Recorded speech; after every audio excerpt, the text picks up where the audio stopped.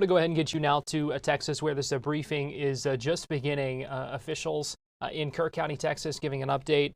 The latest numbers there, they just gave 87 people who died have been recovered, 56 adults, 30 children. Still trying to identify 19 adults and 7 children. Let's go ahead and listen in. Assure you we will not stop until this mission is complete. At this time, I'm going to turn it over to City Mayor.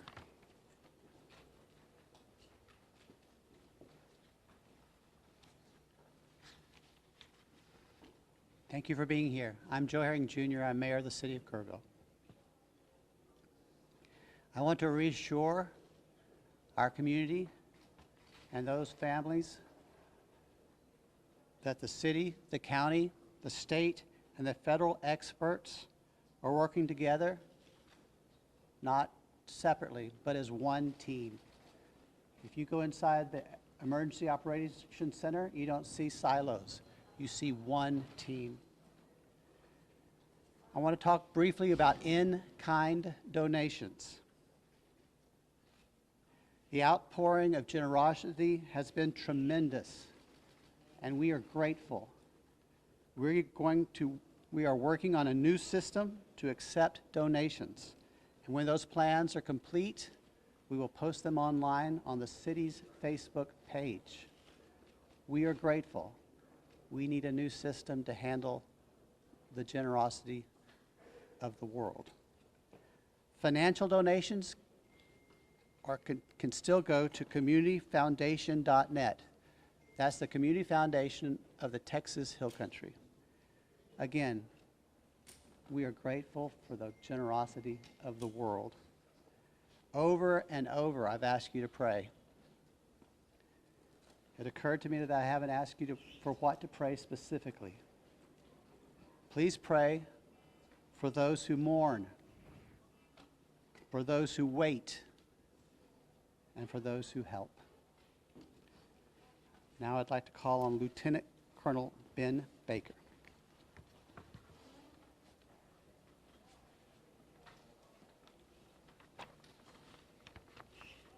Morning, everyone. Thank you for being here. My name is Ben Baker, Lieutenant Colonel for Texas Game Wardens. I'd like to start out by thanking the Mayor, Sheriff, Chief, our local state partners, Texas Department of Public Safety, and the many others that have responded to this tragic event. We as Texas are strong, and together we face adversity.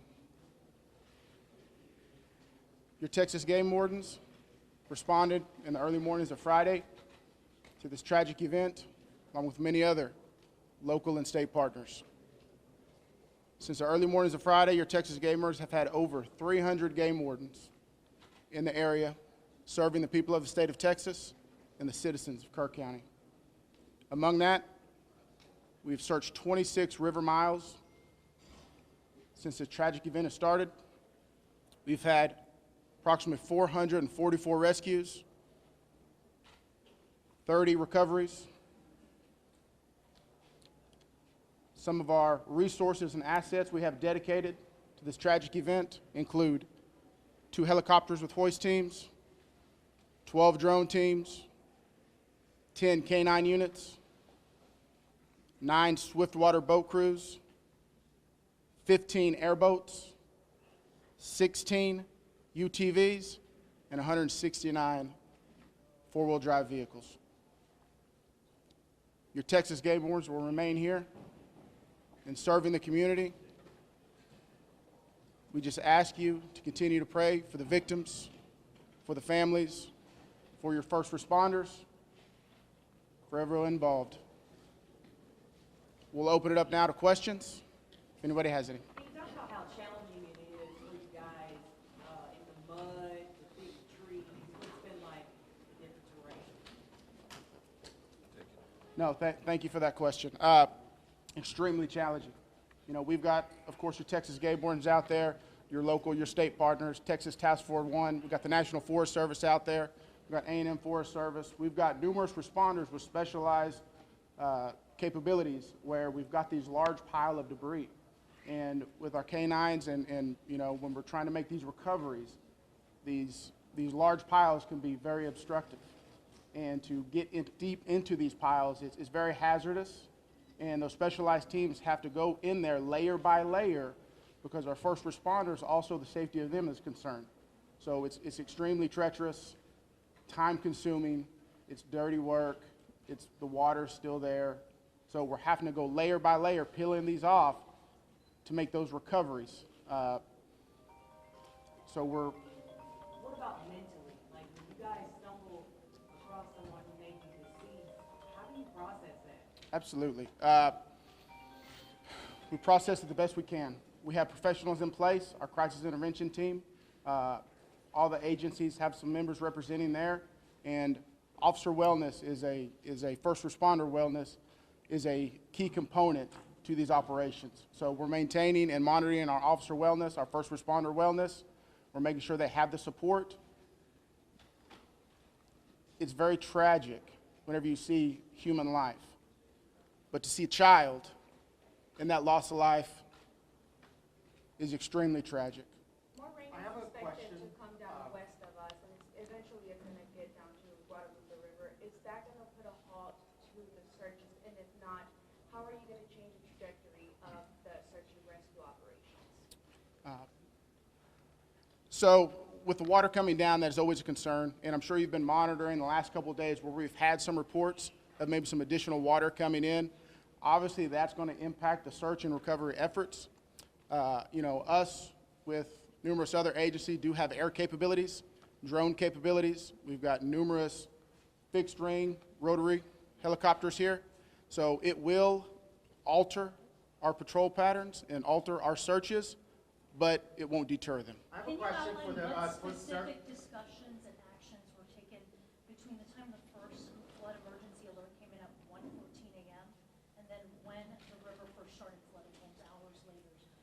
What were the specific actions and discussions that happened in those hours? Can you repeat that again, please? Sure, absolutely. I would like to know if you could outline, please, what the specific actions and discussions were that local officials took between 1:14 a.m., that's when the first flood emergency alert came out, and hours later when the river first started flooding. What happened in those hours? What I can tell you, when I was first notified, it was around the 4 to 5 area. One of my sergeants was in dispatch when the first calls started coming in, the actual 911 calls come in. It was between 4 and 5 when I got notified. Okay, but prior to that, in that 3 to 4 area, my understanding is, and we're in the process of trying to put a timeline. That's going to take a little bit of time. As I've told you several times, that is not my priority this time. There's 3 priorities. That's locating the people out there, identifying and notifying the next of kin. That is what I'm taking as my job as sheriff here to do. Okay. With all due respect, sir, I think that the community here is asking these questions.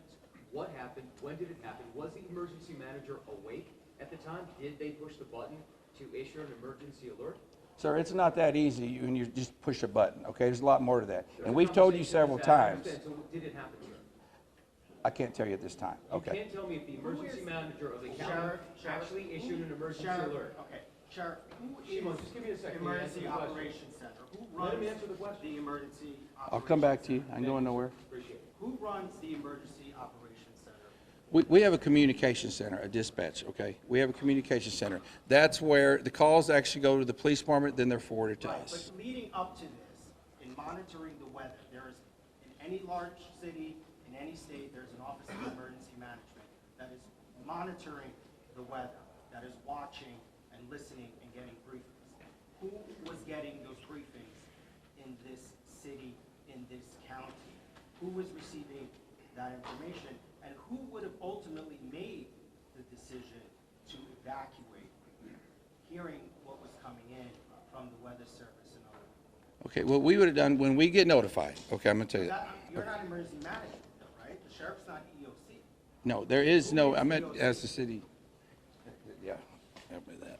So we understand you have many questions. Hang on. No, I understand, but you're not gonna answer the question because that's up to the city manager and the mayor to answer those Correct. questions. County emergency. We understand you have many questions. The judge is not here. We understand that, but right now, this team up here is focused on bringing We people understand that home. too, but there are a number That's of our focus. questions that All those questions will be answered, but the priority right now It seems like you're done is being bringing the- people home. We totally understand that, and we value the incredible work that is being done by those first responders. We're seeing them out there muddy and sweaty and grinding it out day after day. But your community is asking these questions. And we will get answers. Manager in the county Right now, awake all at of the our time? resources Who are is a focused alert? You should be able to answer recovery. who was in charge of the emergency operations center at the time that was getting any briefing. Do we have another question? if any I briefings. do. I think I'd like to focus on what local people can be looking for. We're looking at some erosion in roads and safety and then traveling. What can we tell people who live here right now and what they can do in their daily life? Should they worry about traveling on roads? Do we know anything about that infrastructure? Sure, absolutely. Jonathan Lamb, Kerrville Police Department. So we know that there's substantial road damage. Some roads have been closed for safety. We've got crews out there in the county shoring them up and making sure that people can travel to and from. What we're asking for the public to do to assist us is if they believe that they have seen someone, a victim, notify emergency services. Call 911, let us know, or use our non-emergency numbers, area code 830-257-8181. Contact our dispatch team and we will send officers out there. We also ask folks to limit their travel. Our first responders have had a very difficult time getting to where they need to go because of the amount of people who are flooding our roadways. We understand there's natural curiosity. People want to come here and see the flood damage. Now is not the time for sightseeing. This operation is ongoing and continuous, and it will continue. I've got time for one more question. Last question. As far as I know, the last live rescue, unless there's new information, and I don't believe there is, was made on Friday. All right, I'm afraid that's going to have to do it for this morning. Can someone answer if the bodies have been released to the families, Sheriff? Excuse me. Have the bodies been released to the families? Some. I mean, they're at autopsy. I mean, How many are still missing? Do we have an estimate among the general population, not just the girls from Mystic, even just credible reports? Is it hundreds still? Is there any estimate among the general population of how many people are no. missing? I've told y'all several times, it's hard to know that number. No, we don't. I know the numbers that we have found, and that's all I know. You still don't want to tell us who was All right, so we're going to continue our operations. The next time that we're going to be in front of y'all will be at 5 p.m. right back here. If there is a critical update, again, we'll provide that information to you through the contact list that you have provided to us. Thank y'all. We appreciate it. Officials in Kerr County, Texas, wrapping up what was at times a contentious news conference there as questions were being asked about what emergency officials did in the time since the first emergency alerts came out, asking for a timeline, asking for what those steps were, asking for those preparations, asking for some information about who was making those decisions and when, and asking for some more information about the emergency manager. Those were questions that we saw the sheriff, that the other officials as well kind of sidestep and avoid at this time, saying their priority right now is these ongoing operations, which are being characterized as search and recovery, no longer search and rescue. They said their last live rescue was on Friday. The latest numbers just out of Kerr County, 87 dead have been recovered. That includes 30 children. Still working to identify a couple dozen adults and children as well. So just to continue to be tragic updates from Central Texas following the flooding there. We're going to take a break here on Fox 35 News Plus, but we'll be right back after this.